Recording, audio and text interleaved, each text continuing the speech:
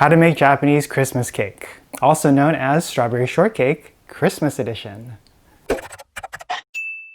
Konnichiwa, Pat Tokuyama here, creator of All Day I Eat Like a Shark and the Japanese Cooking Club, where I help people learn how to make plant-based Japanese food. Today what we're going to be doing is celebrating Christmas. So Christmas, if you didn't know, in Japan is a time to eat Kentucky Fried Chicken, something that people line up for, which is kind of strange if you're from the US.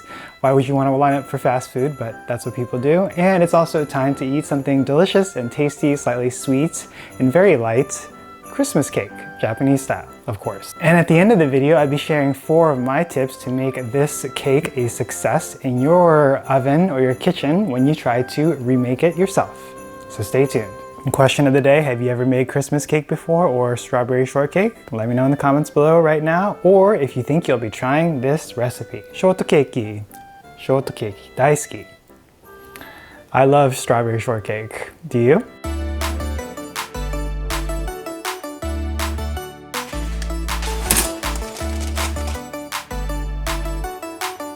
Alright, so here are our ingredients for the cake. We're going to be starting from the top and then going left to right. We're going to be using a cheesecake pan. It's about 8 inches wide, and we have a bottom that you can remove, which makes for easy removal once it's done baking. We're going to be using about a ½ cup of sugar right there, which is about 100 grams worth, 200 grams of cake flour, which is about 1 cup worth, some vanilla extract, 3 egg whites, 3 egg yolks, tablespoon of milk, a tablespoon and a half of unsalted butter, and a dash of salt. So what we're going to do is cut out the bottom here.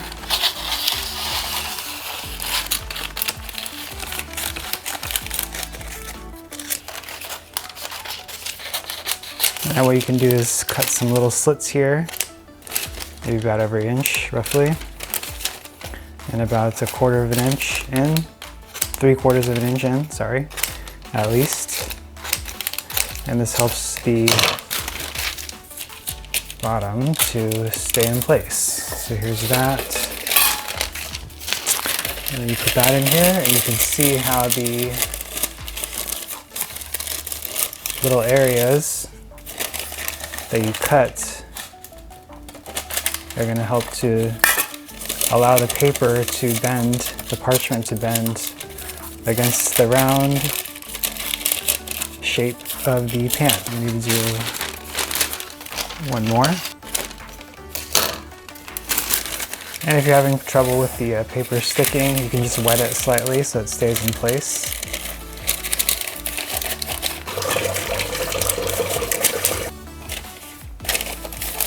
You can drop in your little circle. And now we have our cake pan ready to go. So the first thing that you're going to do after this is done is get your egg whites whipped up. So this is about 3 egg whites. We're going to make it nice and thick. And while that's going,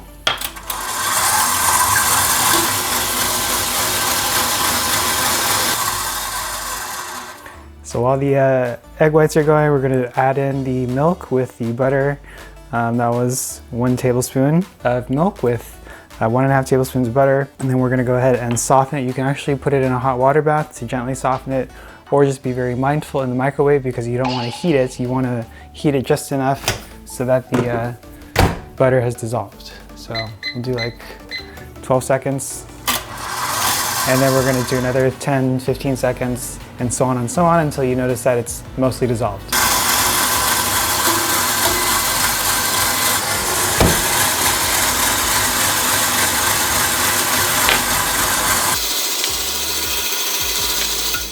So quick break before we finish up the egg whites. What we're going to do is just sift the cake flour here.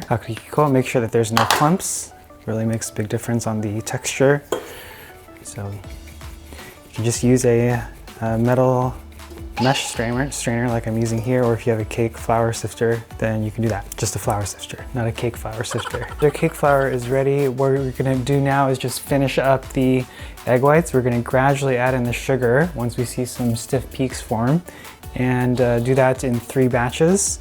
Then we're gonna add in the egg yolks, followed by a little bit of the vanilla and some of the salt, and then we're gonna put in the flour with the spatula, folding it all together. So that's essentially it. And then you can preheat your oven to 355 while you are waiting to do this, or while you are doing this. So you can see stiff peaks are beginning to form. Not quite there, they're a little bit soft. You can tell it's a little bit jiggly. All right, so there they are, nice and stiff. In goes the sugar.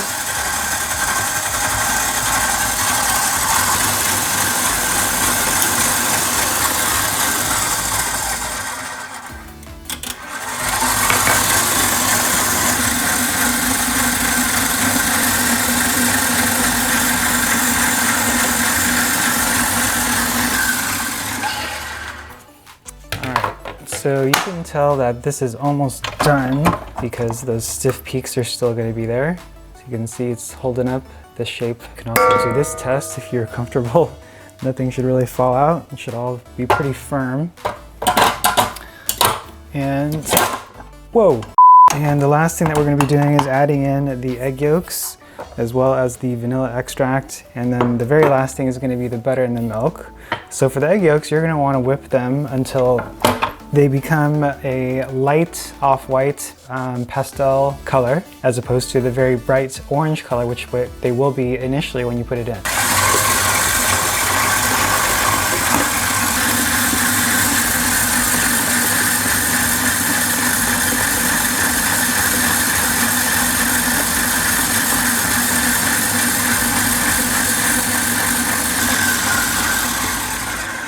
Right now this is kind of like the color of a very light peep, which are those Easter candies. So it's going to get a little bit lighter in color, and then that's when you're good to add in the vanilla. So forgot to mention, when you add in the milk and the butter, make sure that it's not hot. If you can feel that it's a little bit warm, that means it's too hot. You want to cool it so it feels about the same temperature as your body, which means you can't tell how warm or cool it is. So put it in some ice water for a little bit, or put it in the refrigerator while you're finishing this up, because if it's too hot, it's going to cause your meringue to melt. So all of that work that you just did will be for nothing. So.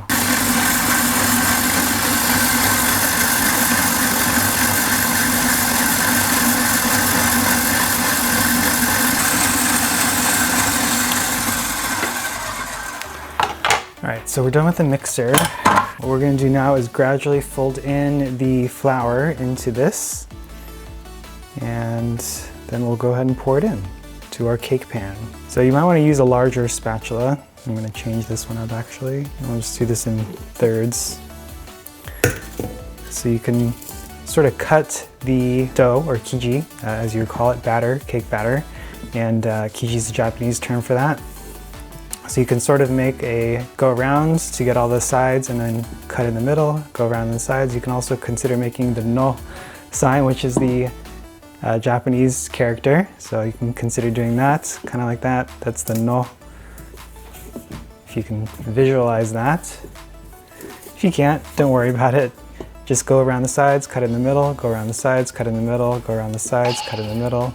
And that just gradually will incorporate the flour into the batter without causing it to get clumpy or losing some of that airiness.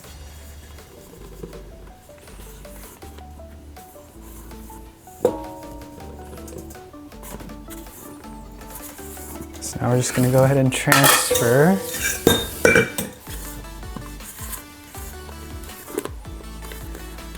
So this is how the batter looks.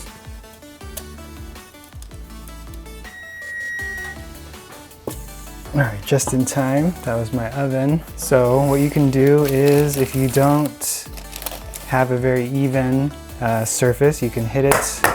You can also use a chopstick or a toothpick to evenly spread it out. But this looks pretty good to me. So what we're gonna do now is bake it at 355 for around 30 to 40 minutes until you notice that it's nice and golden in color. And then we can take it out, let it cool, and then we'll slice it up before we top it off with some delicious whipped cream and some Christmas decorations. Or if you're not going to be making Christmas cakey, then what other types of fruit or toppings that you would like to put on.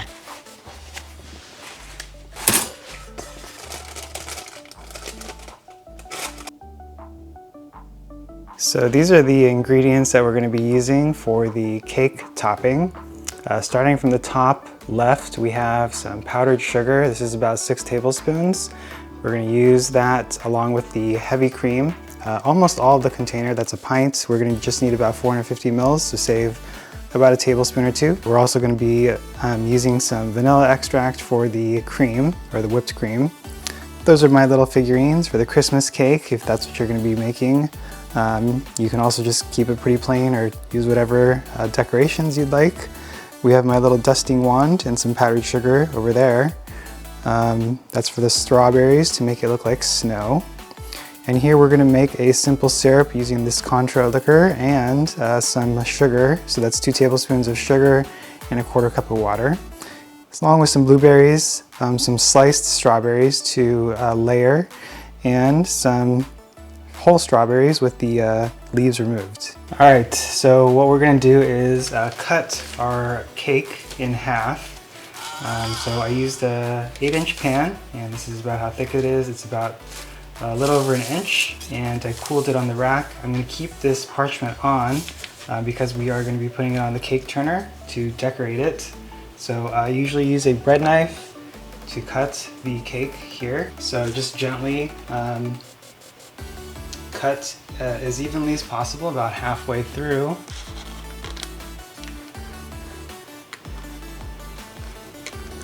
Alright, so we have a relatively couple even slices here of cake.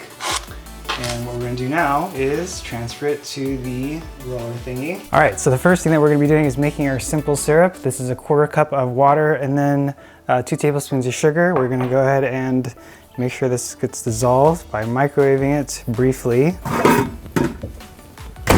So do it for about 45 seconds roughly until you notice all of the sugar has dissolved. And for our cake, we're going to put the first layer there, and we're gonna be drizzling on some Cointreau here. We're gonna use about 1 tablespoon or 2. I probably wouldn't go more than that because it's pretty strong. You can also use Grand Marnier, maybe even rum would be another good one, alternatively. But this is my favorite because this really takes things to the next level.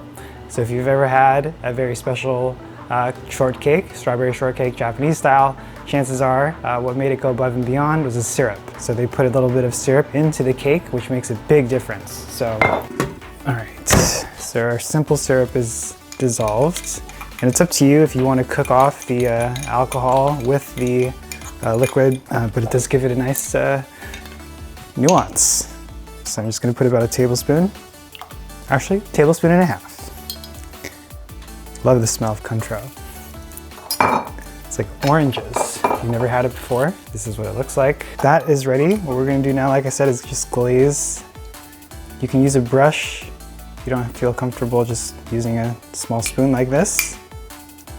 And if it's super hot, just be mindful of that because we are gonna be using some fresh cream.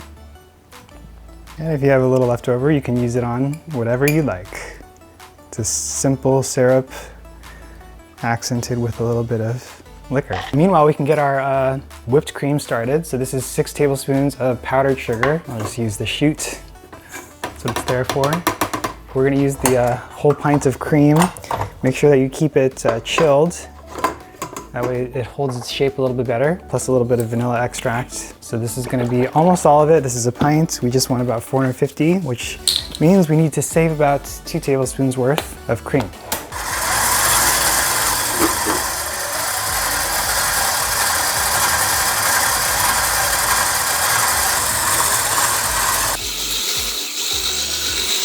So now what we're gonna do is we're gonna finish layering on the cheesecake, and then this will be done, hopefully, by the time we are ready to put on the second layer. And not cheesecake, we're gonna layer this with strawberries. And I don't know what I was thinking, but we should use the whisk, which is much faster. Been a long day. So make sure to use your whisk attachments when you're making whipped cream.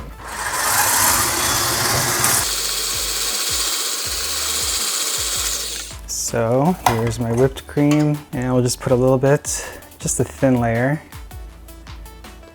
About as thick as these strawberries is what I usually like to do. And I didn't cut this evenly, but you didn't notice that. All right, so now we can put some strawberries on. Just do one single layer. Try to balance out that little wedge that got in there. Totally my fault. But once this is completely finished, nobody will ever know, especially if they didn't see this video first. So try not to overlap, because when the cake is going to be cut, it might not cut evenly. Just try to keep it as a single layer. And this is just a pint of strawberries. I don't know if I mentioned that or not. All right, so there's that little bit. And then here we can put on our other somewhat misshapen, slightly misshapen cake top. And usually what I would do if I wasn't using the turner is I would use the other side of the bottom, which has a rough surface, but since this is a little bit smooth, it's not going to absorb the syrup as easily, so you can just poke it using some toothpicks or some forks, or a single fork like I'm doing, or some chopsticks. That way the syrup will get soaked into the cake. Like we did before, we'll just put a thin layer of whipped cream. And the other strawberries we're just gonna save, but this is where we're gonna start to make it a nice, even texture. So you can put as much or as little whipped cream as you like. You can tell I like my whipped cream, but I don't like it when there's too much. It's gotta be an even ratio of cake to cream. Otherwise it doesn't really taste that good. Might as well just eat straight whipped cream, which I may or may not do sometimes. All right, so here is the very first part of the decorating process for your Christmas cake. So you can see this cake turner makes a big difference. I don't really decorate that many cakes, but ever since I got this, it's been, why didn't I get it any sooner? All right, so that looks fine to me, pretty much. Just try to get the edges. Oh shoot, I totally forgot to put on the syrup. I got too excited. Anyways, I've been waiting to eat this cake for a long time, and so I'm finally gonna be able to eat it. Make sure you put your simple syrup on to the cake before you frost it with the whipped cream. Now, what we're gonna be doing is, you can just make it smooth. You can use a flat spatula if you have one of these. If you have a crepe turner, that could also work, or just a regular spatula. Whatever you got, but this thing makes it easier if you have a tall cake. This one's not as tall. This thing also came with my cake decorating set. So again, if you had a tall cake, you can actually give it a little bit of a texture, so it has lines going around. And these have different lines here, but we're not going to use this today. And then we're going to go ahead and frost the sides with a little bit of frosting. And you know what? If you really wanted to make it easy on yourself, you could actually put the plate onto the cake turner. That way you don't have to transfer it.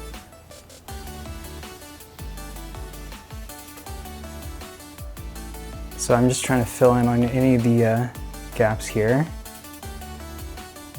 Okay, so that looks sufficient to me. So what we can do is, if you want to clean it up, you can make it super smooth on the sides.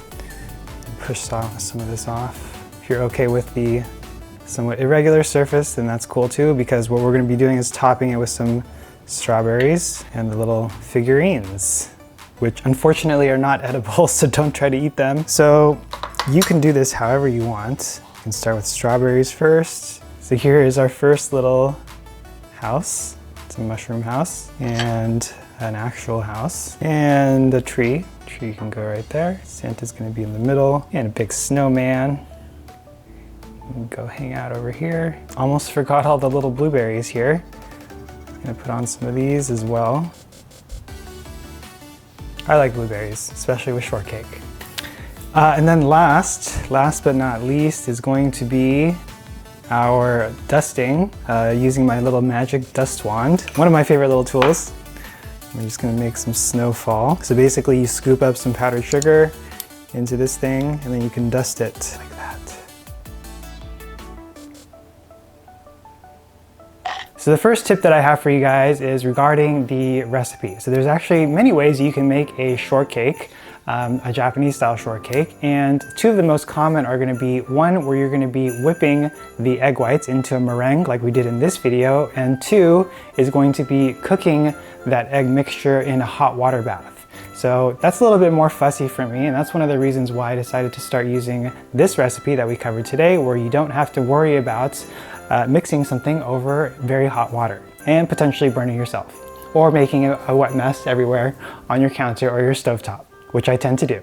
So I'd be curious, if you've tried both, which one do you prefer and why? Let me know in the comments right now. So the second thing that you're going to want to consider is the equipment or the tools that you're using. So as you saw in this video, I used a cake turner, which makes it very easy for you to turn the cake without really too much effort. Just give it a slight push and it'll turn. And that helps you to decorate it if you're into cake decorating. I think it makes it super easy. Before, I used to just use a plate. And as you can imagine, if you're rotating a plate by hand, it's going to be a little bit uneven, but the cake turner takes care of that for you. So that's one thing. The second thing is to use your Christmas cake decorations. You can just get them on Amazon. If they were edible, that would be even better, but in terms of, I guess, longevity and the environment, if you have the opportunity to get the acrylic ones like I got off of Amazon, you can use them for many years to come. And that's what makes the Christmas cake a Christmas cake instead of just a plain old strawberry shortcake, in case you were wondering. So the third thing that I'm going to recommend here in terms of the equipment that you want to use for your strawberry shortcake or your Christmas cake is a dust wand. So if you want to get that little effect of snow on your strawberries or on your little decorations, you can use a dust wand, which makes it super easy to create that effect. Alternatively, you can just use a wire mesh strainer or your hands, but the dust wand makes the sugar very fine and it makes it look very pleasing to the eye. So nice to look at. And the fourth thing that I'm going to recommend in terms of the equipment is your cake pan. So in Japan, the portion sizes are usually a lot smaller than in the US. So I used an 8-inch cheesecake pan because it has the removable bottom, and that's the smallest cake pan that I have. But if you have like a 6-inch or a 5-inch pan, that's going to be even smaller, and that's going to allow you to maybe get another 1 or 2 slices of cake in and a couple layers or so of whipped cream and strawberries and a taller cake. So that's something to consider as well if you are in the market for a new cake pan. Fifth piece of the equipment is using a stand mixer. As you guys saw, I had my stand mixer going, whipping up the egg whites, making it into a meringue. Definitely makes things easier. It's kind of like having an assistant in your kitchen. So maybe consider getting one of those as an investment for many years to come, especially if you like to make things from scratch. So as you recall, one of the things that I mentioned in the video is that the syrup makes a very big difference and will take your cake to the next level. And that's using some sort of a liquor in your sponge, in the cake. So I mix in Cointreau in this video. You can also use Grand Marnier, you can use rum, whatever you like, but those are some of my favorite variations to use when I'm trying to add additional flavor, a little bit of a kick. It's very subtle. Unless you use a little bit too much, then it might not be so subtle, but it definitely makes a difference and helps to round the flavor out and make for a much better flavor. So that's the secret ingredient there, using a little bit of liquor.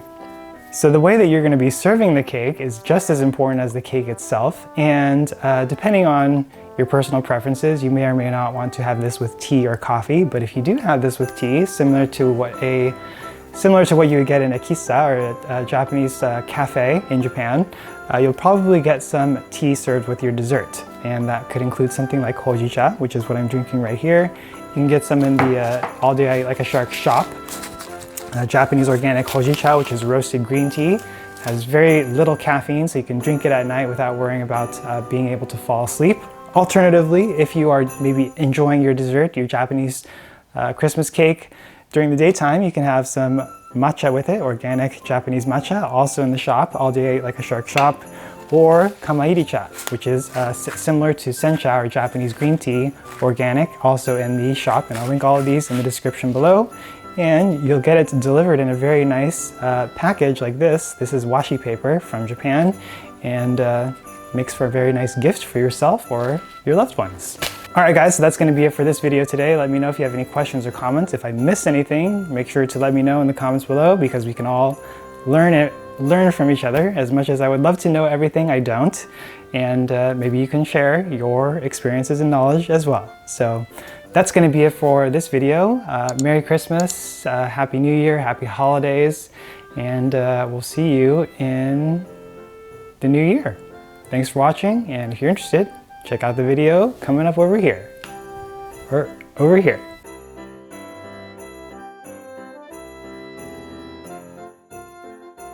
So now what we're going to do while this finishes beating, and you probably don't want to use the 5 quart whipped cream, put that in the blooper. So now what we're gonna do is we're gonna finish layering on the cheesecake, and then this will be done, hopefully, by the time we are ready to put on the second layer.